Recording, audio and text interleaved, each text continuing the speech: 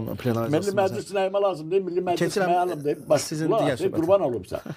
Bu Milli Məclis düzəlməlidir. Onlar hamısı seçilməyib, təyin olunublar. Açıq deyirəm. Siz Təyin səs vermədə olunubsan- iştirak eləmisiniz Rəşid müəllim?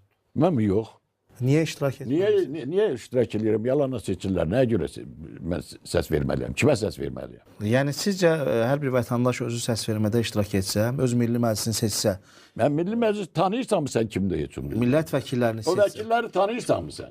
Mən işimlə bağlı olaraq Yox, mənim işimlə işdir də, mənim də işim işdir. Bazı jurnalistlərimiz də jurnalist kimi deyirlər oğul. Açıq da danışım. Yalanla bir-iki cümlə öyrənib yola verirlər.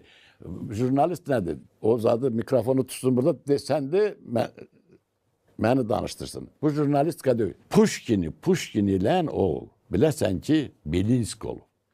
Gedin Belinskini oxuyun, görün nə. Pushkin nə yazıb ki? Onun yazdıqlarının hamısını ortalığa çıxartdılar. Yaxşı jurnalistimiz yoxdur. Bizimkilər də yazıblar çoxlu. Rəsul Rıza bir sənə yazıb. Sən üst mərtəbədə yaşayırsan, mən alt mərtəbədə. Sənə də havası, torpaq lazımdır, mənə də. Bir ovuç buğda da nemətli bir dənə də. Nə demək